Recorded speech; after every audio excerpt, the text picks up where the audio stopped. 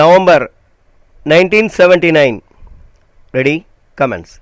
I thank you heartily for the affectionate welcome that you have given me in this city. It is not the first time that I have come to Madurai. In a way, I have become familiar with this city, having visited it several times before.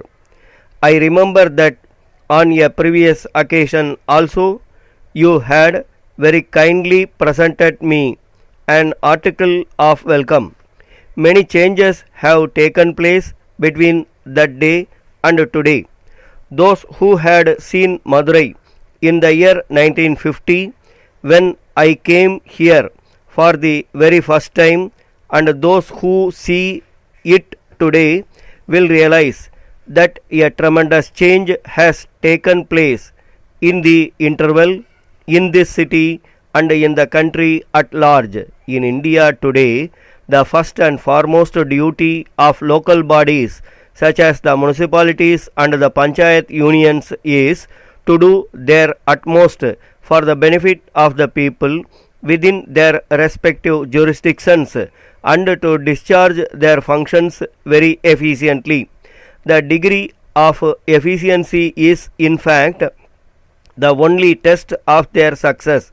I think that their main concern should be sanitation and conservancy, the running of hospitals, the provision of education and the supply of good, healthy and clean food including milk. Besides these, the municipalities should pay special attention to improving the condition of the poor people who at present live in slums within the municipal areas.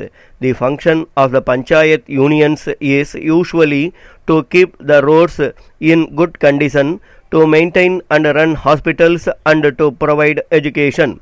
It is also their function to help the people fight epidemics and aid in the improvement of agriculture and the conditions of life generally.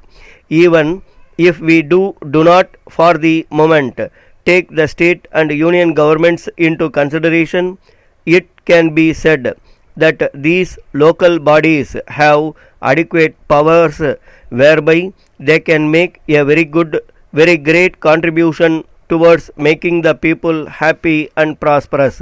The local bodies also provide an opportunity to the people to acquire training in administration. They can by experience gain a clear grasp and idea into the problems affecting the city and district administration. These problems relate not to an individual but to various groups, and therefore local government serves as a training ground for public life. In England and many other countries, it has been found that those who are able to manage local affairs successfully can do the same for the government of the country. In this country, however, people running these institutions have not had many opportunities of showing their ability and experience in the national sphere. I feel therefore that it is your duty to train up people who are able, honest and sincere and are imbued with the spirit of service. I hope that the whole country will thus be able to benefit by such experience. Our people now have complete power and sovereignty in their hands, and it is for them to make or spoil the future of the country. It is in this light that we have to assess our achievements and failure since the advent of freedom. People very often complain that there is still poverty in this vast country and that things are still very much what they used to be before we became free. If you think in terms of these complaints, you will naturally being to think that there has been no change.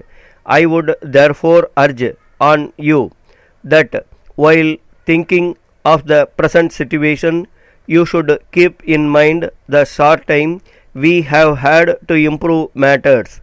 Only 8 or 9 months have passed since India became a republic. letter dated 25th November 1975 from the President, the Indian Bank Staff Association, Lingichetti Street, Madras, to the Secretary, the Indian Banks Limited, Netaji Road, Madras. Dear Sir, I have been instructed by the representative committee of the above association to address you as follows. With reference to your letter number 45 dated 12th instant, my committee notes with satisfaction that the authorities are going to take steps to reduce the working hours of the staff of the accounts department at the head office. They fully appreciate how hard it is to devise a system that will be foolproof against the balancing difficulties. They suggest, however, that one of the best ways of solving the problem is the appointment of a late duty staff. The clerical staff leave rules provide that 14 days leave on full pay shall be earned for each year's service cumulative up to 1 month. My committee requests that such leave should be made cumulative up to 2 months instead of 1 as at present, and to instruct the heads of departments to consider leave applications more favorably than in the past.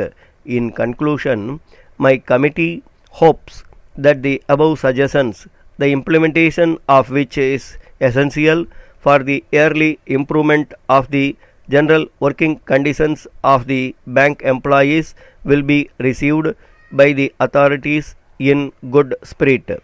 We hope you will be pleased to issue favorable orders on our above representation. Yours faithfully, Stop.